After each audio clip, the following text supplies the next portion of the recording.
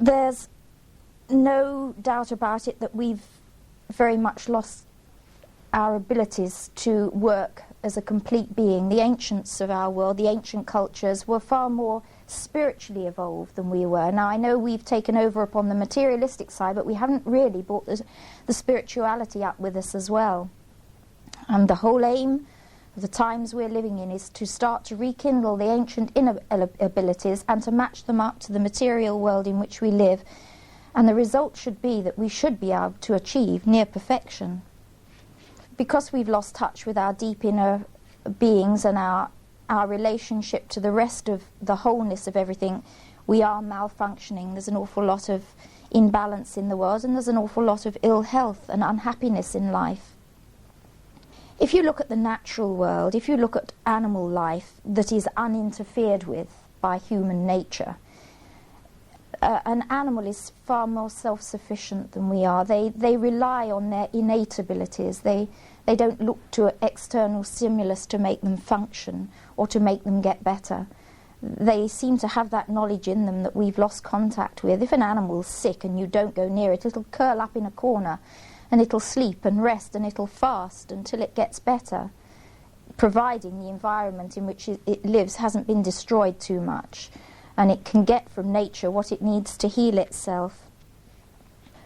And so we're looking really to a more holistic approach to life, to accept that we're part of a great wholeness and we really are very unique, and if we trusted ourselves more, we would be very self-sufficient.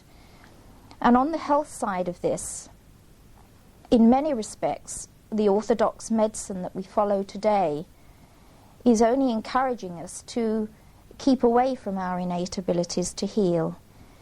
It's not really teaching us to work with our natural abilities, and for that reason I'm very interested and feel very comfortable with all the complementary medicines. I wouldn't say they're alternative. They complement. I do think ordinary medicine today can help, but complementary medicine can bring you long-term cure, where I feel that orthodox medicine really in many respects only hits at the area that's wrong at that time. It doesn't take into account why an area of the body went wrong in the first place. And holistic medicine takes a much more broader view of it all. It also takes into account that there is a great deal of potential within each and every one of us through the power of our own minds to heal ourselves. If we don't push too much responsibility onto somebody else and we put responsibility within ourselves, then we do have a greater chance of total health and total recovery from illness. We are without a doubt physical, mental and emotional beings. We're not just mechanical, and we've got to have all these working in perfect harmony to achieve the correct balance in life. Now, we can do much to enhance our lives on the physical side. We can eat well, we can have good life habits, no smoking, drinking in very small amounts. We shouldn't drink at all, really. Alcohol is not really enhancing to our life system. We need to exercise, and most of all we need to have a positive attitude to life. And I think this is where the answer to it all is. It is our view of life, a view of our value in life as well. If we do get sick in the first place, then I would think that the best thing to do would be to turn to holistic medicine. There are many, many forms of holistic medicine and many different practitioners, and what is right for one is not necessarily right for another. But as I say, the holistic approach looks at the whole. It really is a form of energy medicine. It's really revitalizing your own life force. A lot of the treatments like acupuncture, shiatsu, reflexology is working on the natural energy system of the body, enhancing and unblocking blockages that may be there to let the natural life force flow through your body. And if your mind is operating correctly as well, then you're taking in from that life force to feed yourself and rehabilitate yourself, just as the natural world, the animal kingdom, work on that system. A friend of mine, who I've mentioned before, who's a practitioner, actually quotes figures, and he said 20% of people who get sick are really quite glad to get sick. They don't like life, they're not happy, then life isn't going well for them, and if they find themselves with an ailment, they think, well, I'll give up and let go, and this can destroy me because I don't want to live. The other 60%, he would say, they'll go to a doctor, they do want to get well, providing that they can shove the responsibility onto the doctor, the medicine doesn't taste too bad and it won't interfere with their life too much, and they haven't really got to change their habits to remain well. But there's the other 20% who find themselves sick and think, well, I don't want to be sick, I want to be well, life's worth living. And they'll say to their doctor, well, or to their practitioner, show me how to get better, I want to do it. And it's those 20% are the ones that effect total cure. It's those who, in terminal cases, have the spontaneous remission. Because they take control for getting well themselves in their own mind. A lot of people, if they're told they're terminally sick by a doctor or a specialist, will say, oh, well, that's it. That's curtains for me. They have forgotten their own ability to overcome these insurmountable medical problems. But there are those who say, well, I just can't afford to die. I've got far too much to live for.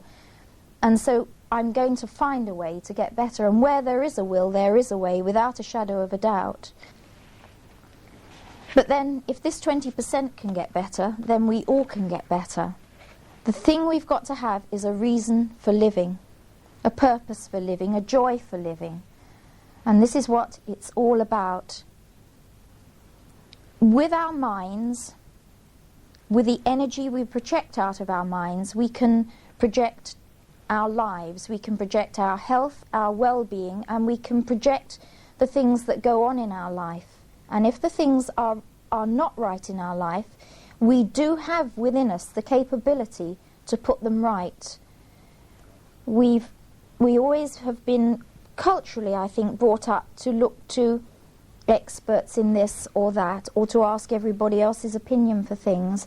I don't think we have been taught from birth how powerful and magnificent we really are. The education system tends to make you believe what you're told, look to your teacher all the time. Our teachers don't teach the little ones really to look inside themselves at their own great potentials. I'm just going to read just a few passages throughout of some of the material I've had, which has helped me begin to form up my belief that the system works. These were earlier passages I had out of William Thomas. As I said, I had great problems in life, in that I was spiritually aware, but it didn't match up to the material world in which I lived. It seemed to be in absolute contrast. And he was continually powering this philosophy at me, trying to make me feel comfortable with what I felt inside, and then beginning to show me how to relate it to the material world in which I lived, and how to apply it to bring the two into unison. And this first passage is to do with the power of thought and imagination. And this is William Thomas saying, there is great power and energy contained within thought. We must encourage our young ones to explore the depth of their imaginations, for from within those imaginings are the plans, dreams, possibilities for the dawning of a new era. And he speaks of the power of the mind to generate a better life. Look to no man of earth to create miracles for you. Look only unto yourself. Look not towards heaven for your miracles. Miracles are created from within your own being. Miracles of worldwide implication evolve from the power of the mass mind creating them and bringing them into being. Open up those dormant mind cells and bring them back to life. You are creation. And so this is really pointing to the power of our thought. Our thought patterns pattern our bodies. We are what we think we are. The limits that restrict us in life are really the limits we put upon ourselves within our own minds. Life is very difficult for people at the time in which we're living at present. In particular, the big nightmare that everyone has to suffer with seems to be stress. We're living in a frenzied world at this present time, and stress is causing a lot of distress, because stress brings you down, and eventually you're going to have ill health as a result of it. Now, we need a certain amount of stress to function. We wouldn't get up in the morning, we wouldn't motivate with some stress, but too much stress brings distress. Stress comes in from bad relationships, bad work situations, financial problems, too much work, not enough rest, and it wears you down. And mentally it wears you down because stress gets hold of your conscious mind, and it's there all the time nagging at you. All the problems are nagging at you, and it makes you live very much in the conscious mind. It doesn't let you relax down. You can't cut off your conscious life. It's so painful to you. And so one of the important things to do is to handle stress somehow and get on top of it and not let it get on top of us. Stress makes us tired, it makes us irritable, it causes insomnia. And so stress prevention methods on the physical side of getting ourselves together, we've got to try and restrict our hours of work. However much we may be under pressure financially, we've got to try and restrict our hours. We've got to get regular sleep and relaxation. We've got to eat properly. We've got to look after these bodies because they do need care. And above all, we've got to learn to think properly. We've got to try and control these emotions that destroy us. And I think one of the most beautiful natural systems that's been given to us on the emotional side of holistic healing is the Bach flower remedies. I was introduced to them many years ago. I've worked with them myself, been worked on by other people, on them myself, and work with other people now. They really are magnificent, and they really do work. It's well worth reading, and I expect you're probably quite familiar, some of you, with the remedies, but it's well worth reading all you can about them. These beautiful different plants work on our emotions. You can go to a homeopath or a healer. Many will know how to apply the remedies to you if you don't want to apply them to yourself, but I think the real joy is studying the system and then working with them yourself, because you can be so honest with yourself if you're prepared to, and the essence of working with them is total self-analysis. You become your own psychotherapist. You've got to really analyze how you think and view the world, what emotions are very powerful in you, which probably shouldn't be as powerful. Our emotions really need to be balanced. We need to feel all emotions, but in balance. And if one emotion is more powerful than the other, maybe it's an emotion of jealousy, it could be an emotion of resentment.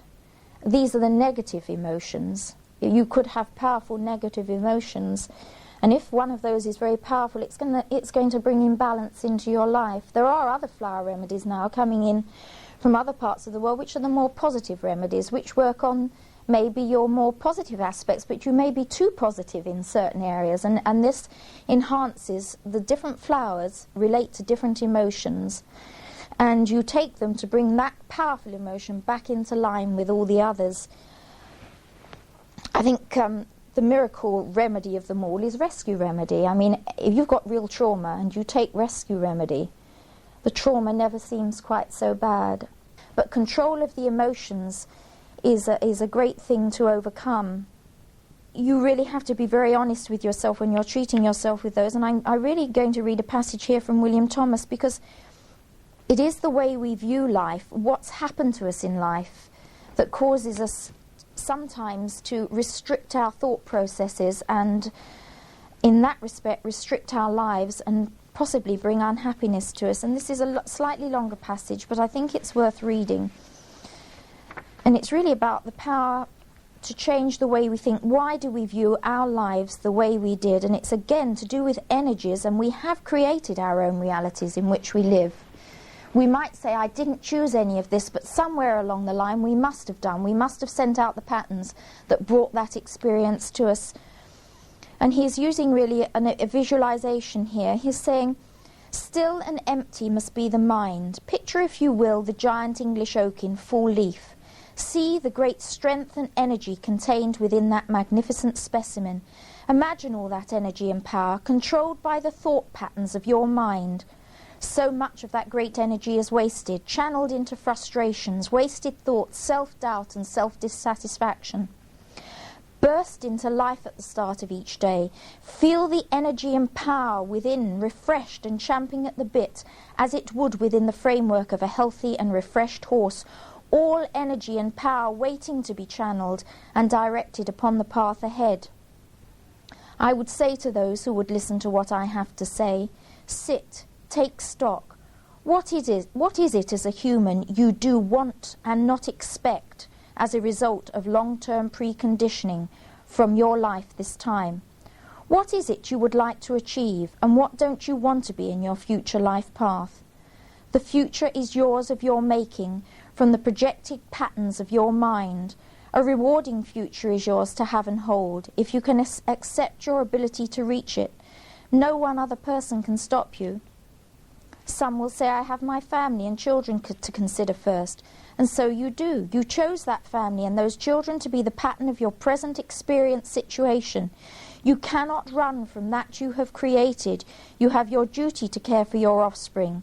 For to neglect them in their needing years would be a violation of your very being. You may feel that your situation is not of your choosing, but a path you followed because it seemed the right one to take according to mass reality. Do as you would do and not as others would have you do. Your freedom to select your life pattern is yours and yours alone. Life patterns do not last forever, although it may seem like that to you today at your time of frustration and despair. Form the patterns for the next 20 years, for it will take you time to master this new discipline. Make sure from this moment onwards that you take the necessary strides to achieve all you desire. Let not pointless barriers in your own mind restrict your progress. Break down those barriers, those limitations and restrictions you have been indoctrinated with since birth to accept. You are dynamic and you are in control.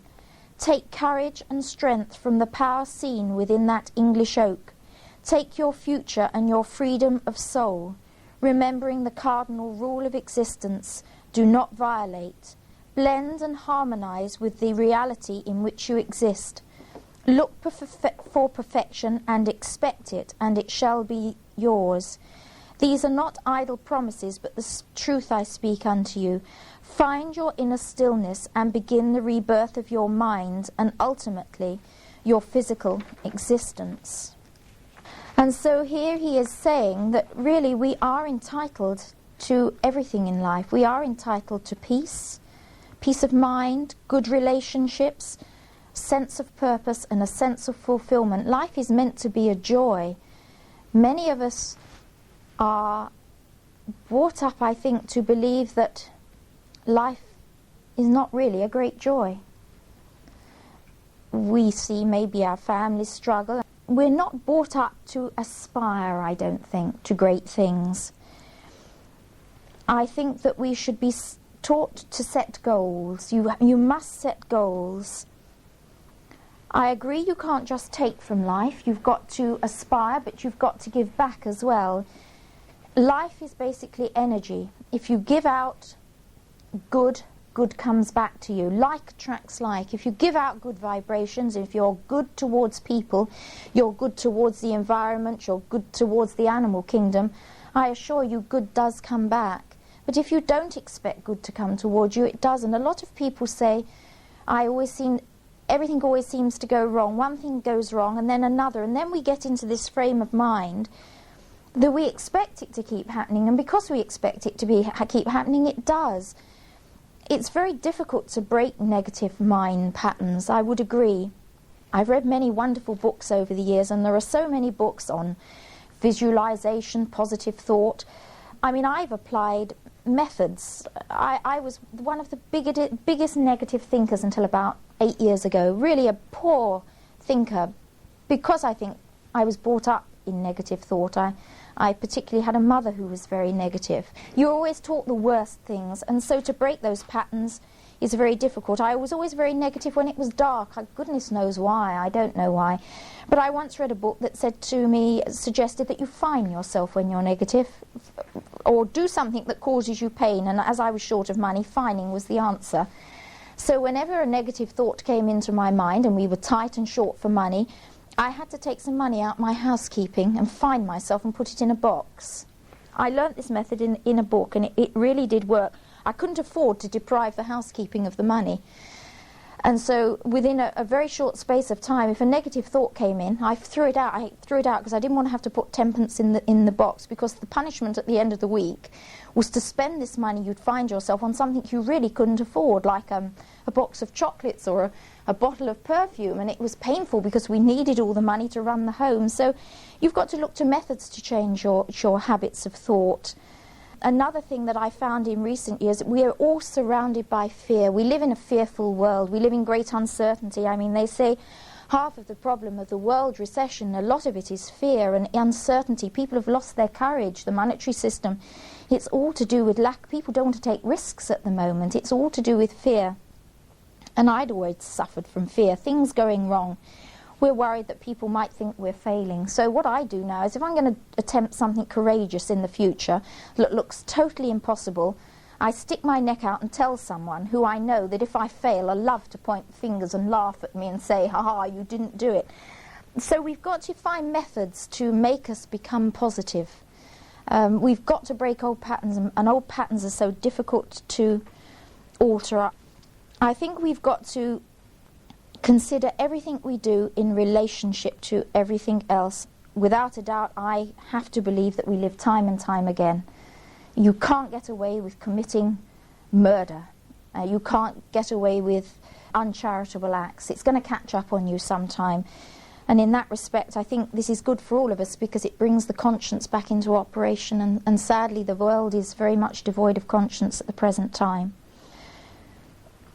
We've also got to develop a better feeling for ourselves. A lot of us tend to have quite poor images of ourselves. I don't think this helps us in our material lives, and it certainly doesn't help us in our health lives. Sometimes we tend to expect to be ill. I think if we can value ourselves as people, we must look to the good in other people. We tend to criticize people and the world in which we live. I think we've got to look for the good in the world and look for the good in ourselves.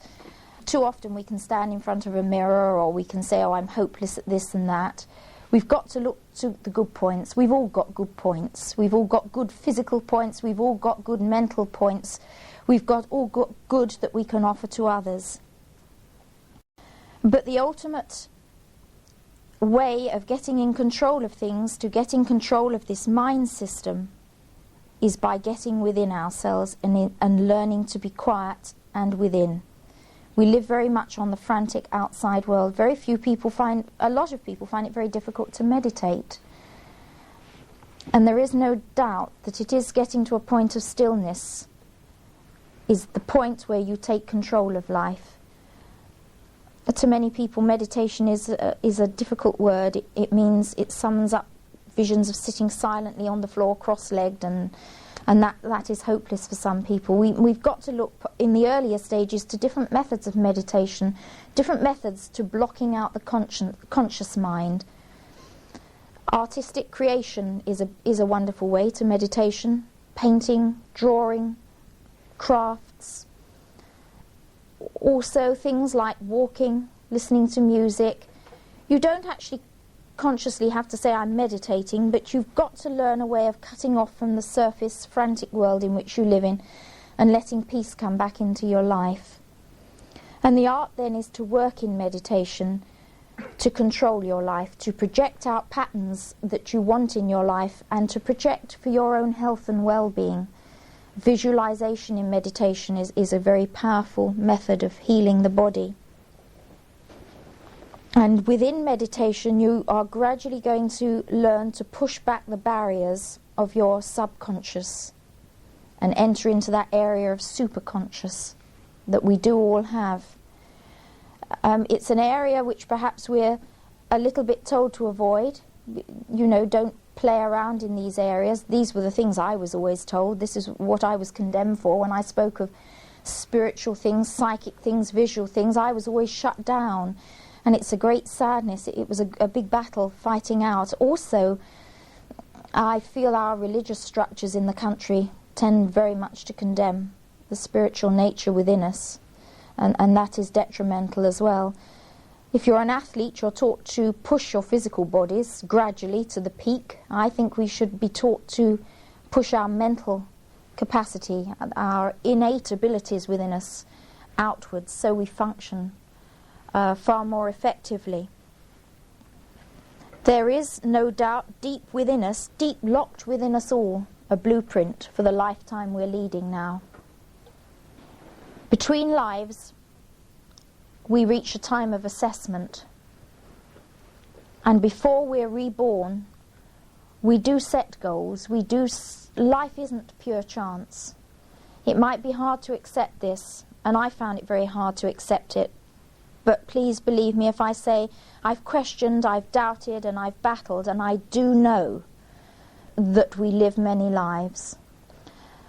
Despite having past life recall all my life, I still doubted. I thought it was some figment of my imagination, some dream state. I couldn't believe it. But I do now know it is true. I've done a lot of regression work. I've worked in that area between lives as well. I've felt what it's like to die. And it's beautiful. The most beautiful thing I've ever experienced in regression work is dying and going back home again. The most difficult thing is to live life. And the most frightening but exhilarating thing is to be reborn, because you know all the challenges you set before you. Sometimes you might be lucky to have a faint inkling in a lifetime of the challenges you've set. Sadly, most of us don't, and life is like battling through a fog and a mist. But I think we're reaching times, I know we're reaching times in our state of evolution now where there's a remembrance. And those who do remember are helping those who can't quite remember to remember what it's all about, how to enhance life and what we're really setting out to do. We're on the second side of a full circle of evolution. I feel very much this is so, and we're coming down the other side, and we're going to meet up where we started. We started it out in thought, energy, form, using energy and mindful things to pattern the life and the world and the environment we live in. As we've gone up that cycle, we've let go of the spiritual part of us, the inner part of us, to a greater degree, and have lived life on the surface, and as a result have got into a terrible mess. Now, I feel we were intended to get into a mess. It was part of the experience. And as the remembrance comes in, as we turn round onto the second side of the circle, as the energies that flow towards Earth and from Earth at this time affect this change within us, we're going to travel down the other side and begin to meet up again. And the spirituality, without a doubt, is raising up within people. We're beginning to remember those innate abilities within us, and there are many about actually performing these abilities. We have magnificent healers around today. Their knowledge within them and their abilities to use their knowledges, to use the energy flowing through them, to enhance the energy within their patients that come towards them. We're seeing remarkable things in the time in which we're living. Within meditation yourself, as a basis for today's talk, right body, right mind, I think the most important thing when we first meditate is to get harmony and balance in our physical beings. Because if our physical bodies are wrong, then the rest of our life isn't going to be right. And I think the most important things in early meditation is to seek health and well-being to our bodies. We need to visualize health and well-being in our bodies. There are many methods, there are many beautiful books you can read that teach the art of visualization.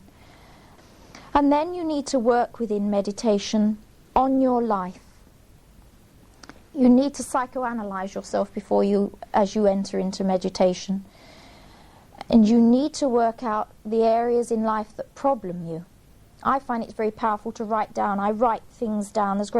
When you write a thing down, there's even more power in it. Write the areas that give you problems. Write things you feel you wish you could achieve.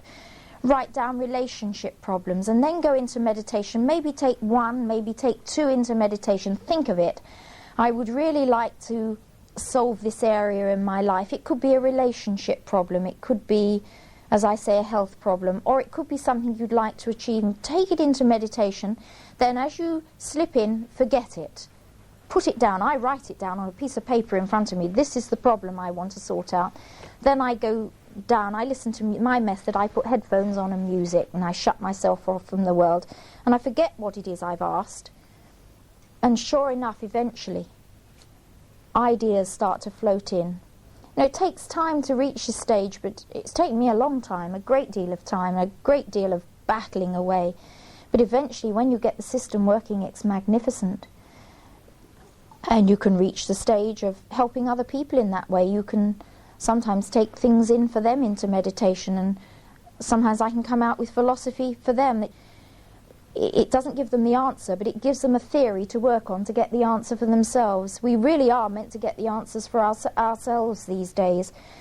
We've all got beings around us, guides and guardians, but they all seem to be working in a different way in these times. In times past, guides seem to come through and offer advice that actually said, do this, do that. But I find that everyone that's contacted through me, and I see working through others, are really encouraging people to draw their answers from deep within. They're not there so much as mentors anymore. They're there as friends and teachers who are helping you to remember. And I feel also within meditation it is possible to begin to remember the blueprint you set out for life. And if you can lock onto that, you can save so much time. There are many ways to achieve the challenges you set out this time, and because you've made a mistake, doesn't mean you've got it all wrong, because there are many pathways. You can either take the straight road up the middle, and if you've managed to lock onto your blueprint, then you could do that. But most of us take many detours and come back onto the path, but all those are learning experiences. But because of the time we're living in evolution, because to a greater degree time is running out for the planet, we need to speed up our lives. We can't afford to keep coming back quite so many times. So a lot of us have set quite hard paths in this lifetime, because a lot of us, I don't think, will be coming back again. A lot of people are coming to the end of their lifetimes on Earth. There are a lot of ancient beings around today. And if they can get into that state of remembrance, they may achieve maybe some of the last lessons they need to take on to move on to other realms, because there are galaxies and places of being as well as where we are today. For people who find it impossible to work in meditation, and there are people who cannot be quiet, I do know people who say it's absolutely hopeless, and even if they do things like walking, they're still cluttered up with their everyday life. The last wonderful method as well that works is by programming the subconscious in sleep. You can heal yourself in your sleep. You can sort out your life in your sleep if you believe you can do, and there are again other wonderful books that you can read that can enhance all these areas. Some people work on a real dream system. There are books on dreams, understanding dreams, producing lucid dreams, working with those. But the system I've worked to, which I find is much easier, and it's much more laid back, and you don't have to be so intelligent, and you don't have to analyse it quite so much, is trust. Trust is the big word. Trust what people are saying to you. Trust the books you read, that the subconscious is a magnificent, functioning thing. Program it as you go to sleep. Instead of crashing out on the pillow at night, use your sleep to work. I always use my sleep to work these days. It's a known fact that if someone says to you, would you like to do this, or shall we do this, you say, oh, let me sleep on it, I'll tell you tomorrow. So we do know that sleep often produces the right decision the next day. So take your problems to bed with you. I mean, I used to prove it in early days by going to bed feeling very cheesed off with life, things wrong, feeling very negative and miserable, and thinking, I hate feeling like this. I just don't want to wake up like this. In the middle of the night, I expect someone or something to happen to lift this mood, and I want to wake up bright. And in the end, it always used to work. And I found that to be such a good way of healing. I used to have ailments, and I don't have ailments anymore. So I could see that the system works. So if I could just change my mood in the middle of my night's sleep and wake up feeling charitable and nice towards everybody, then I could do other things with it. If I had an ailment, I'd expect it to get better when I slept at night. I'd say, well, I shouldn't be ill, I don't want to be ill, I'm going to let my body heal itself. You can work on relationships. You could have a problem with someone you're not getting on with, someone you just can't speak to them about the problem. Well, they go to sleep as well, and they've got a subconscious as well. And it all intermingles out there. Program that you'd like to meet that person when they're in the sleep state, that you possibly could sort out these things in the thought form, where you haven't actually got to face them. You see the results. You'll get a telephone call from someone you've been argy-bargying with for a few weeks, and they'll suddenly seem much more charitable, and you'll think, crikey, what's happened? Well, it works. I've proved it. And you could also start patterning things you want in your future life to come. You could work upon your future in your sleep. You can work upon it in meditation. Visualize yourself doing things you'd like to do in the future. Keep visualizing them. Go to bed and you might say, I don't want to live in this part of the country anymore. I want to live in another part of the world. It'll never happen. It can happen. If you go to bed, visualize yourself packing everything up and getting to that part of the world you feel you want to be, or being with that person you want to be. Creative visualization is the most powerful thing we've got within us.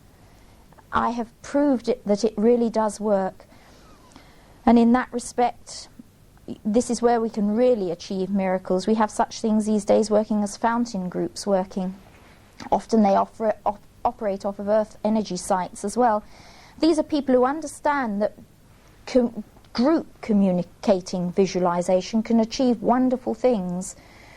It can enhance areas of the world. If you focus on a town or a village or even a country in strife, you get one person visualizing, you get 20, you get 30, you get 40. You build up that power of creative visualization, you can move mountains. And so really what I am advocating tonight is the power of your mind to have and hold anything you really want in life, providing you don't break the rules. If you violate things and people, you're not going to get there. You've got to work in harmony with everything and everybody, and most of all you've got to get those emotions in balance. Many are wandering within the realms of humanistic fog. Sit quiet and alone, feel connected to all. Grains of wisdom drop towards earth and await the rains of human desire to activate their growth. Faith is skin deep. Knowing has its roots deep within the earth. Seek roots of great depth. Look not at the surface of the day, but to the thoughts that day has left you with. It is the thoughts that have the message of learning contained within them. As the blood flows through your veins, then so does the essential message of your connection to all and all you have been. Take a piece of nature within your hand, a stone, a leaf, a handful of soil. Commune with it and try to remember your link, for far in the distance it is there. Take hold of the hand of your mother again. Relive your life, but at all times keep hold of that hand, and in so doing you shall never lose sight of your purpose. And so I would say to you, set yourself goals. If you've got problems, some people have terrible phobias that can make their life hell. Phobias are in the mind. They've got there and they've got very powerful, and they've imprisoned you and they've trapped you. And somehow you've got to break those, so you've got to set goals. For some poor person who suffers from agoraphobia, the goal for the week may be just to take 2 steps out of the front door and then come back in again.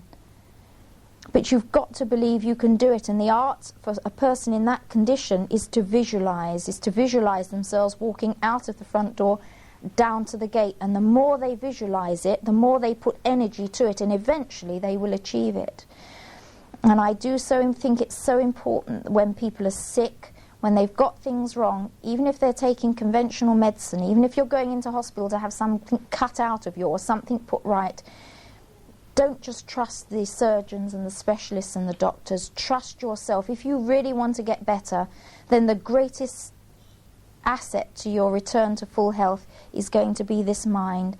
Don't doubt, don't fear that you can't do it. Read all the books to give you the courage and the knowledge to get there.